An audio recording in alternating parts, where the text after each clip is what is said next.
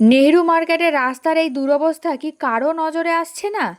প্রায় 4-5 মাস ধরে আমাদের এলাকায় নেহেরু মার্কেটের রাস্তার অবস্থা অন্তত খারাপ।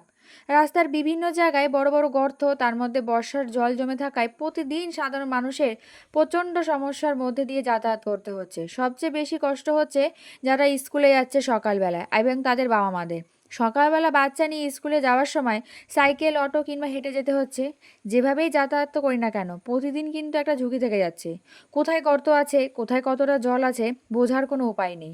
একটু অসাবধান হলেই সাইকেল বা অটো উল্টে বড় একটা দুর্ঘটনা হয়ে যেতে পারে। আমাদের প্রতিদিনই এই রাস্তা দিয়েই যেতে হয়। রাস্তার এইটুকু অংশ পার হতে এতটা ঝুঁকি নিতে হচ্ছে। একবার যদি কেউ পড়ে গিয়ে আহত হয় তাহলে তার দায়িত্ব কে নেবে বলুন? আমাদের কারোর বিরুদ্ধে কোনো অভিযোগ নয়। আমরা শুধু চাই সাধারণ মানুষের এই সমস্যাটা একটু নজরে আসুক।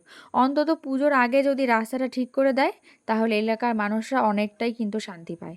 তাই সকলের কাছে অনুরোধ করছি, হাত জোড় করে অনুরোধ করছি, প্লিজ তোমরা এই ভিডিওটা বেশি বেশি করে একটু শেয়ার করো, যাতে এই বিষয়টা কর্তৃপক্ষের নজরে আসে এবং যত তাড়াতাড়ি সম্ভব রাস্তাটা যেন মেরামত করে দেয়। মানে তোমরা তো নিজেরা দেখতে পাচ্ছ যে রাস্তাটার কি অবস্থা।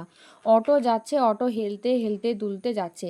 বাই চান্স একবার যদি পড়ে যায়, আর দেখো, মানে কি এখানে কেউ বুঝবে কোথায় মানে খোয়া আছে, বা এই যে সাইকেল নিয়ে যে যাচ্ছে, একবার যদি পড়ে, একটা বাচ্চা নিয়েও বা যদি কোনো মা পড়ে যায়, তাহলে তার কি অবস্থা হয়? এরকম দুর্ঘটনা যেন আগেও ঘটেছে, অটো উল্টে গেছে, টোটো উল্টে গেছে, কত বাচ্চা কত মানুষ আহত হয়েছে। মানে এর দায়িত্ব যে কে নেবে, এর মানে কবে থেকে যে এটা হয়েছে আমি ধারণার বাইরে। তাই দয়া করে বলছি, তোমরা ভিডিওটাকে বেশি বেশি করে শেয়ার করে দাও, যাতে সবার কর্তৃপক্ষের নজরে আসে। ব্যাস এইটুকুই আমার বলার।